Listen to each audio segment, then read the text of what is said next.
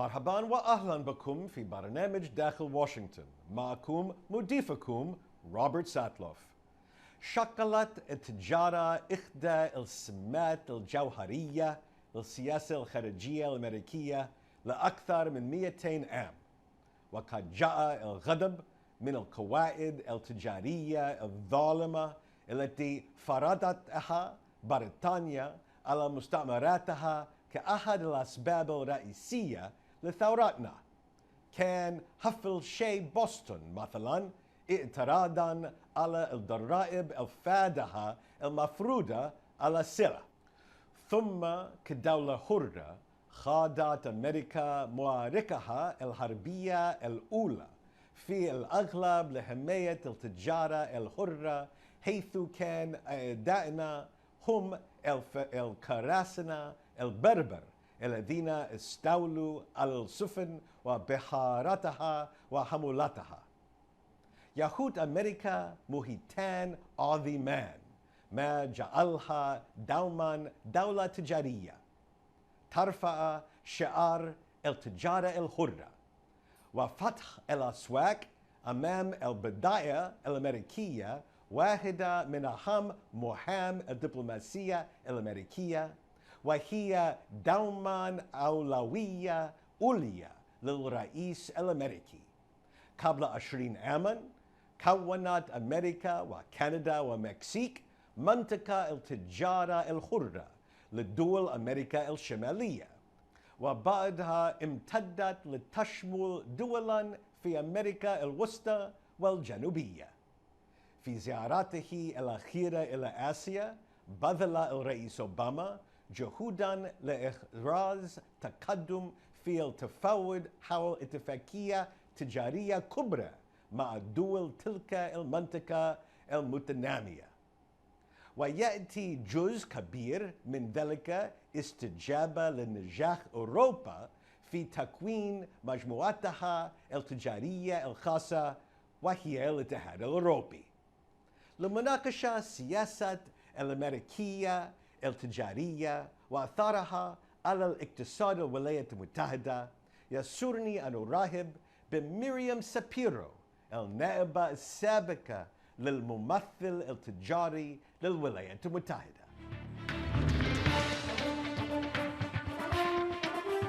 Welcome back to Dakhil, Washington. We're sitting here with Miriam Sapiro to talk about trade and American foreign policy. Thank you for joining us this morning. Thank you, Rob. I'm delighted to be here. So let's start at the beginning.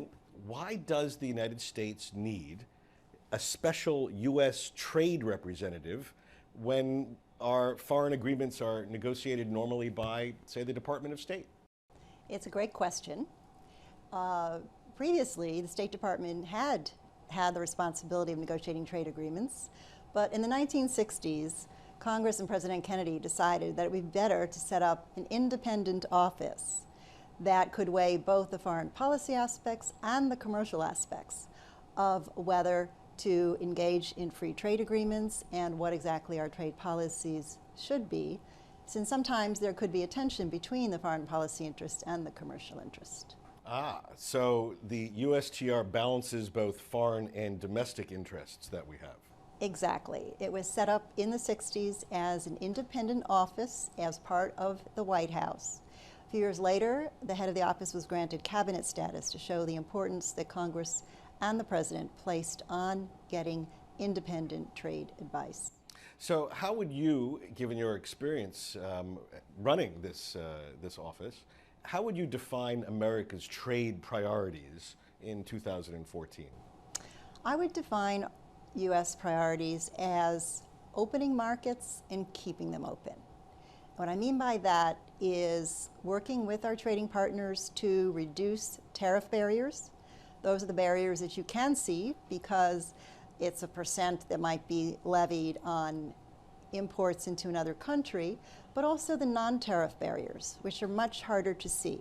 They can be red tape at the border, they can be regulations that create unnecessary or duplicative costs.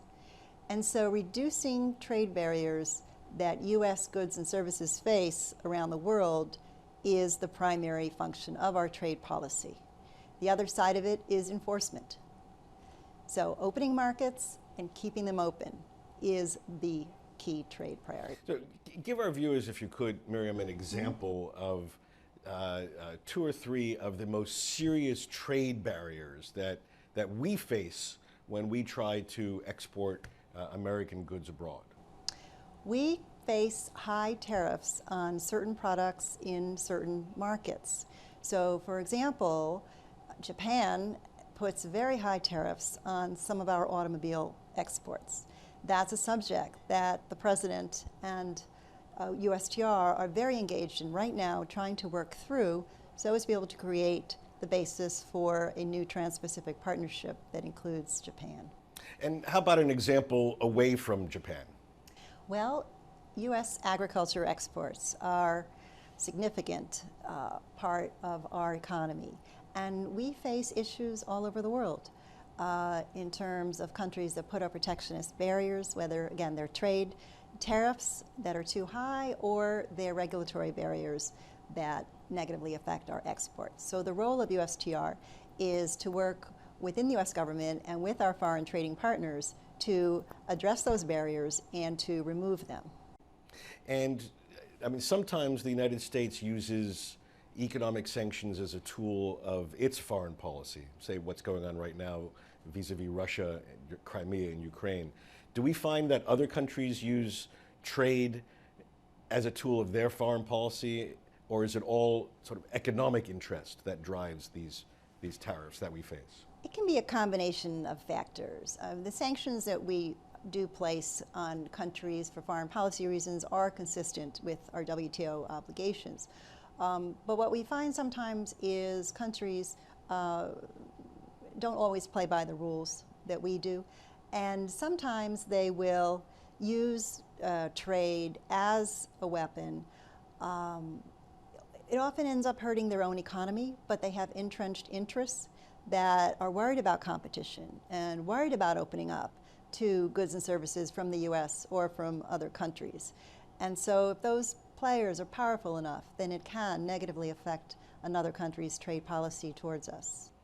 When you're involved at the table trying to assert trade as a high priority for American foreign policy, who's arguing back on the other side, and how does that debate eventually pan out in terms of deciding, where trade interests rank on American foreign policy? I see trade interests as ranking fairly high because of the value that increasing our exports of goods and services has for our economy. The more we can export, in other words, the more we can reduce foreign barriers, the more our goods and services can flow, the more goods and services we have to produce, and the more jobs that creates here at home. The more jobs, the more economic growth, the more innovation. So there's a virtuous circle between lowering trade barriers, boosting trade, creating jobs, fueling more economic growth, more innovation, and that in turn repeats itself. We have some of the same challenges other countries have in terms of keeping our unemployment rate as low as possible, in terms of recovering economic growth but not having it yet where we want to see it be. So the same kinds of issues that we're grappling with, our foreign partners are also trying to address. So you've been involved in your career in negotiating various trade agreements with other countries, and the United States negotiates global agreements like world trade rules, we negotiate multilateral agreements, and we negotiate bilateral agreements with other countries. Mm-hmm. How do we decide what to do? I mean, what makes it to the top of the agenda? Well, there's no magic formula. What the administration does is look for trade openings anywhere that they might exist. And so there are a range of tools. A multilateral agreement involving all members of the WTO, which with Yemen joining now is up to 160 members, is the ideal way to go. But with so many members, there's so many different interests. It's becoming harder and harder to reach agreement. So we will look at plurilateral agreements, which involve less than 160 members, those that want to get together and, for example, right now, negotiate a services agreement. About 50 economies participating in that negotiation in Geneva, and hopefully more will join in the future. There's also a plurilateral agreement on information technology products, trying to lower those tariffs. And another negotiation is starting involving environmental goods. So those efforts are also very important. Bilaterally, whether it's with the European Union, the 28 member states, still considered a bilateral agreement, we are engaged in a very intensive effort to try to forge a new transatlantic partnership that will lower barriers. Or I mentioned the Trans-Pacific Partnership, working with our Asian partners as well as others to try and lower the barriers in one of the fastest growing markets. With respect to the Middle East, we're also actively engaged in working with each of our partners to try to address barriers that we see in their markets and barriers that they see in our market, so that we can make this a win-win for everyone. And then we do some very celebrated bilateral agreements, just one-on-one free trade areas. What would a country have to do to prepare itself to merit a free trade area with the United States? That's a great question, Rob. And there's a lot of interest among many countries in doing free trade agreements with us. When I was in the Obama administration, we looked at a variety of factors. So, for example, what are the current barriers that are inhibiting the export of U.S. goods and services? Are those barriers that can be addressed? Is our potential partner willing to address those barriers? Keep in mind that can often involve some very difficult choices at home because of the entrenched interests that I mentioned. So it's really important to see whether that partner is actually willing to make some tough choices and make some tough decisions. Also extremely important is whether the partner shares our values and interests in how to do trade. The Obama administration has not been interested in doing trade at any cost or cutting any kind of trade deal, but these have to be very high standard agreements with protections for labor rights, for the environment, and for intellectual property, and a range of other really critical interests that do affect how trade is done. So those are some of the factors that we would look at in evaluating whether or not it made sense to start a major trade negotiation. Okay, we'll come back in just a minute with Miriam Sapiro to look more closely at what makes a good trade deal and what makes a bad trade deal in just a minute.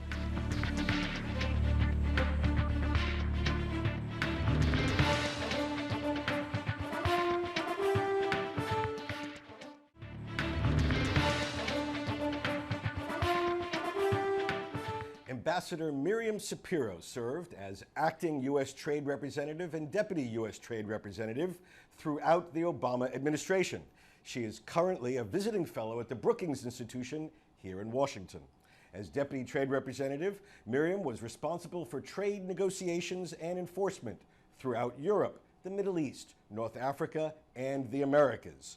In addition, she was instrumental in launching negotiations on a new transatlantic trade and investment partnership with the European Union, as well as securing strong congressional backing for trade agreements with Latin American countries, Colombia and Panama.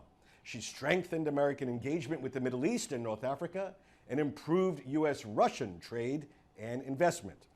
In a previous administration, Miriam worked in the White House as Special Assistant and Counselor to President Bill Clinton. Before that, she was the Director for European Affairs at the National Security Council. She joined the NSC from the State Department, where she helped negotiate the Dayton Peace Accords that ended the war in Bosnia.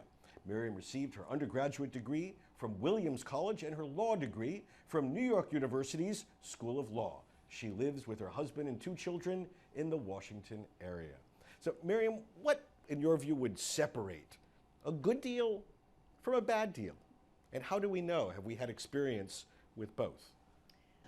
A good deal would be ambitious and comprehensive and deal not only with high tariffs that U.S. goods and services, goods face, and then restrictions that U.S. services face, but it would also deal with important issues such as protecting labor rights, protecting the environment, protecting and nurturing intellectual property rights and innovation.